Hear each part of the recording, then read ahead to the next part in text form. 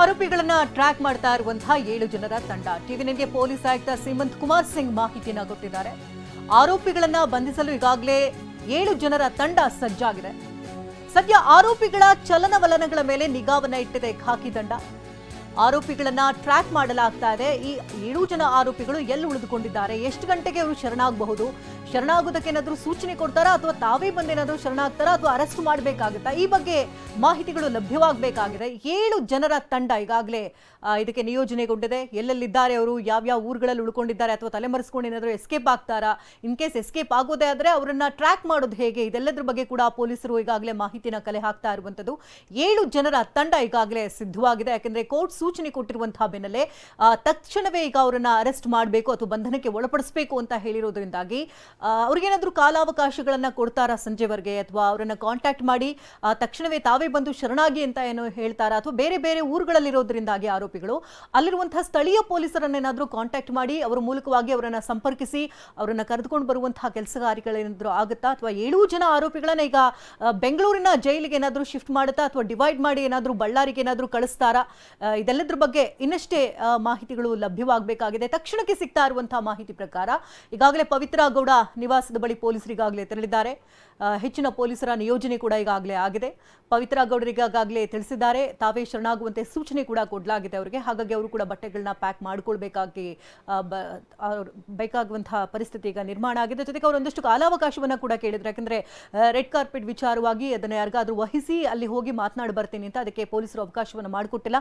ಮತ್ತೊಂದು ಬದಿಯಲ್ಲಿ ಈಗ ದರ್ಶನ್ ಮಳೆ ಭಾಗದಲ್ಲಿ ಅಲ್ಲೂ ಕೂಡ ಹೆಚ್ಚಿನ ಪೊಲೀಸರನ್ನ ನಿಯೋಜನೆ ಮಾಡಲಾಗಿದೆ. ಸಾಕಷ್ಟು ಸಂಖ್ಯೆಯಲ್ಲಿ ಅಭಿಮಾನಿಗಳು ಒಬ್ಬೊಬ್ಬರಾಗಿ ಅಲ್ಲಿ ಬಂದು ಜಮಾಯಿಸ್ತಾ ಇದ್ದಾರೆ. ದರ್ಶನ್ ಇಲ್ಲಿಗೆ ಬರಬಹುದು, ಅವರನ್ನ ಕಡೆ ಬಾರಿಗೆ ಕಣ್ತುಂಬಿಕೊಳ್ಳೋಣ. ಯಾಕಂದ್ರೆ ಪವಿತ್ರ ಗೌಡ ಅವರ ತಾಯಿ ಈಗ ಅವರ ಪುತ್ರಿ ಮನೆಗೆ ಬರ್ತಾ ಇರುವಂತಹ ದೃಶ್ಯಗಳನ್ನ ನೋಡ್ತಾ ಇದ್ದೀವಿ. ಇಷ್ಟೇ ಆದರೂ ತಾಯಿ ಕರಳು, ಮಗಳು ಏನೇ ತಪ್ಪು ಮಾಡಿದ್ರು ಕೂಡ ತಾಯಿ ಕರಳು ಎಲ್ಲವನ್ನ ಹೊಟ್ಟೆಗೆ ಹಾಕೊಳ್ತಾರೆ. ಹಾಗಾಗಿ ಇಷ್ಟು ದಿನ ಅವರ ಬೆನ್ನೆಲುಬಾಗಿ ನಿಂತಿದ್ದಂಥ ಅವರ ತಾಯಿ ಕೂಡ ಅವ್ರ ಮನೆಗೆ ತೆರಳುತ್ತಾ ಇರುವಂತಹ ದೃಶ್ಯಗಳು. ಯಾಕಂದ್ರೆ ಮೊಮ್ಮಗಳನ್ನ ಅವರೇ ನೋಡ್ಕೊಳ್ಬೇಕಾಗತ್ತೆ. ಯಾಕಂದ್ರೆ ಪವಿತ್ರ ಗೌಡ ಪರ ವಕೀಲರು ಕೂಡ ಒಂದಷ್ಟು ವಾದಗಳನ್ನ ಮಾಡಿದ್ರು. ತಮ್ಗೆ ಲೈಂಗಿಕ ಕಿರುಕುಳ ಆಗಿತ್ತು, ಆರೋಪಿಗಳ ಜೊತೆ ಯಾವುದೇ ರೀತಿ ಸಂಪರ್ಕಗಳು ಇಟ್ಕೊಂಡಿಲ್ಲ, ಇದೇ ಥರಕ್ಕೆ ಬೆಳೆದಿರುವಂತಹ ಮಗಳನ್ನ ರಕ್ಷಣೆ ಮಾಡಬೇಕು, ಹಾಗಾಗಿ ತಮಗೆ ಸ್ವಲ್ಪ ಕನ್ಸೆಷನ್ ಕೊಡಬೇಕು ಅನ್ನೋ ನಿಟ್ಟಿನಲ್ಲಿ ಮನವಿಯೇನೋ ಮಾಡಿಕೊಂಡಿದ್ರು. ಆದರೆ ಯಾವುದಕ್ಕೂ ಕೂಡ ಈಗ ಕೋರ್ಟು ಸೊಪ್ಪನ್ನು ಹಾಕಿಲ್ಲ. ಈಗ ಮಗಳನ್ನು ಬಿಟ್ಟು ಪವಿತ್ರ ಗೌಡ ಕೃಷ್ಣ ಆವಾಸ ಸ್ಥಾನಕ್ಕೆ ತೆರಳಲೇಬೇಕು. ಜನ್ಮಾಷ್ಟಮಿಯ ಸಂದರ್ಭದಲ್ಲಿ 7 ಆರೋಪಿಗಳು ಜೈಲನ್ನು ಸೇರ್ತಾ ಇದ್ದಾರೆ. ಪವಿತ್ರ ಗೌಡ ಮನೆ ಬಳಿಗೆ ಅವರ ತಾಯಿ ಬಂದಿದ್ದಾರೆ, ಮನೆ ಒಳಭಾಗಕ್ಕೆ ಹೋಗಿದ್ದಾರೆ. ಕಂಪ್ಲೀಟ್ ಆಗಿ ಡೋರನ್ನು ಕ್ಲೋಸ್ ಮಾಡಿದ್ದಾರೆ, ಯಾರು ಕೂಡ ಒಳ ನುಸುಳದಂತೆ.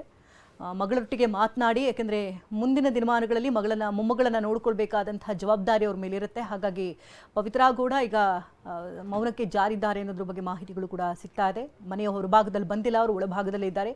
ಪೊಲೀಸರು ಕೂಡ ಈಗಾಗಲೇ ಅವರೊಟ್ಟಿಗೆ ಮಾತುಕತೆಯನ್ನು ನಡೆಸಿದ್ದಾರೆ. ತಾವೇ ಶರಣಾಗುವಂತೆ ಸೂಚನೆ ಕೂಡ ಕೊಡಲಾಗಿದೆ.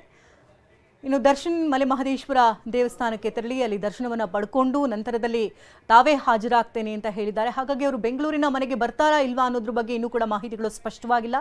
ಮುನ್ನೆಚ್ಚರಿಕಾ ಕ್ರಮವಾಗಿ ಹೆಚ್ಚಿನ ಪೊಲೀಸರ ನಿಯೋಜನೆ ಕೂಡ ಆಗಿದೆ. ದರ್ಶನ್ ಬರಬಹುದು ಅನ್ನುವಂಥ ನಿರೀಕ್ಷೆಯಲ್ಲಿ ದೊಡ್ಡ ಮಟ್ಟದಲ್ಲಿ ಅಭಿಮಾನಿಗಳ ಸಂಘ ಕೂಡ ಅಲ್ಲಿ ಸೇರ್ತಾ ಇದ್ದಾರೆ. ಸೊ ಹಾಗೆ ಇನ್ನು ಉಳಿದಂತೆ ಇನ್ನು 7 ಆರೋಪಿಗಳೇನಿದಾರಲ್ಲ, ಒಟ್ಟು 7 ಆರೋಪಿಗಳು, ಅದರಲ್ಲಿ ಅನುಕುಮಾರ್ ಕೂಡ ಒಬ್ರು. ಸೊ ಅನುಕುಮಾರ್ನ ತಾಯಿ ಕೂಡ ಮಾತಾಡಿದ್ದಾರೆ ಈ ಸಂದರ್ಭದಲ್ಲಿ. ನೋಡಿ, ಆಕೆ ಹೇಳ್ತಾಳೆ, ಪಾಪ ಮನೆಗೆ ಆಧಾರ ಆಗಿರೋದೇ ಈ ಅನುಕುಮಾರ್. ಈಗೇನು ಬೇಲ್ ಸಿಕ್ಕ ಹೊರಗಡೆ ಬಂದ ಅದಾದ್ಮೇಲೆ ನಾನು ಮಾತಾಡಿದೆ ಮಗನಿಗೆ, ಇನ್ಮೇಲೆ ಹೋಗ್ಬೇಡಪ್ಪ ಹಿಂಗೆ ಯಾರೇ ಕರೆದ್ರು. ಅವ್ನು ಆ್ಯಕ್ಚುಲಾಗಿ ಅವನಿಗೆ ಸಿನಿಮಾ ಅಂದರೆ ಇಷ್ಟಿರಲಿಲ್ಲ, ಬಟ್ ಯಾರೋ ಸ್ನೇಹಿತರು ಅಂತ ಕರ್ಕೊಂಡು ಹೋಗ್ಬಿಟ್ರು ನನ್ನ ಮಗನ. ಈಗ ಮತ್ತೆ ಅವ್ನು ಜೈಲು ಪಾಲಾಗ್ತಾ ಇದ್ದಾನೆ, ನಾನು ಏನು ಮಾಡಬೇಕು? ಪತಿ ಕೂಡ ಈಗಾಗಲೇ ತೀರ್ಕೊಂಡಿದ್ದಾರೆ, ಇನ್ನು ಇವನು ಕೂಡ ಈಗ ಮತ್ತೆ ಜೈಲಿಗೆ ಹೋಗ್ತಾ ಇದ್ದಾನೆ, ನಾನು ಏನು ಮಾಡಬೇಕು ಅಂತ ಹೇಳಿ ಪಾಪ ಆ ತಾಯಿ ಕಣ್ಣೀರು ಹಾಕ್ತಾ ಇದ್ದಾರೆ. ಬಟ್ ಈಗ ಈತ ಪ್ರಮುಖ ಆರೋಪಿ ಆಗಿರೋದ್ರಿಂದಾಗಿ ಇವನ್ ಬೇಲ್ ಕೂಡ ಕ್ಯಾನ್ಸಲ್ ಆಗಿದೆ, ಅನುಕುಮಾರ್ ಬೇಲು ಕೂಡ ಕ್ಯಾನ್ಸಲ್ ಆಗಿದೆ. ಸೊ ಹಾಗಾಗಿ ಈಗ ಆತ ಕೂಡ ಜೈಲಿಗೆ ಹೋಗಬೇಕು.